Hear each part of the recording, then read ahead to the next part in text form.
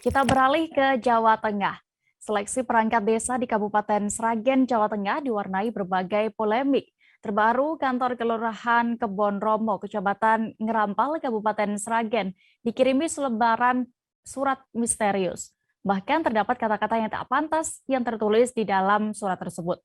Dan informasi lengkapnya akan disampaikan wartawan Tribun Solo. Ada Septiana di sana yang akan melaporkan selengkapnya. Halo rekan Septi. Halo rekan Dea, ya. Rekan Septi, bisa Anda ceritakan terlebih dahulu untuk kronologi pemberian surat misterius tersebut? Ya, kronologi pemberian surat misterius tersebut terjadi di Balai Desa Kebon Romo yang ada di Kecamatan Ngerampal, Kabupaten Sragen, yang diketahui sekitar pukul 8 pagi kemarin pada Jumat 24 Desember 2021. Dan surat tersebut sudah tergeletak di meja lobi Balai Desa Kebon Romo, yang mana tidak diketahui siapa pengirim dan ditujukan untuk siapa. Namun dalam surat tersebut berisikan kata-kata yang kurang menyenangkan dan menuju ke terhadap mengkritik dari pelaksanaan seleksi perangkat desa yang ada di Desa Kebon Romo. Ya, Dea. Bisa Anda informasikan terkait isi surat dari seseorang misterius tersebut?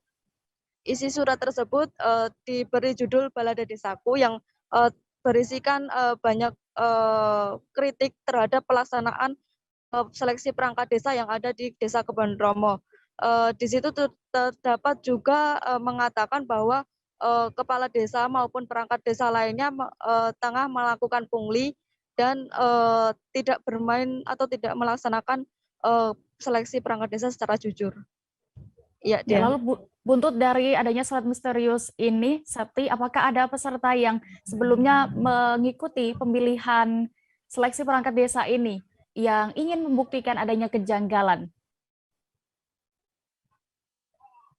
Ya, buntut dari adanya surat dari misterius tersebut, terdapat salah satu peserta dari seleksi perangkat desa di Desa Kebon Romo yang ternyata memiliki bukti bahwa seleksi tersebut mengindikasikan terjadi kecurangan, yakni ada ketika saat mengikuti tes di Universitas Muhammadiyah Kudus, terdapat satu calon perangkat desa yang keluar belakangan dan tetap mengerjakan tes tersebut ketika yang lainnya sudah meninggalkan ruangan.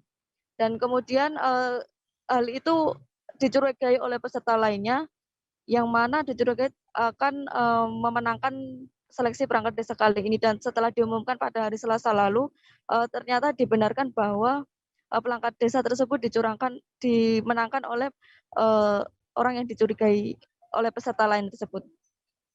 Ya. Baik, terima kasih rekan Septiana untuk laporan Anda dari Sragen, Jawa Tengah. Selamat bertugas kembali. Jangan lupa subscribe, share, komen, dan like ya.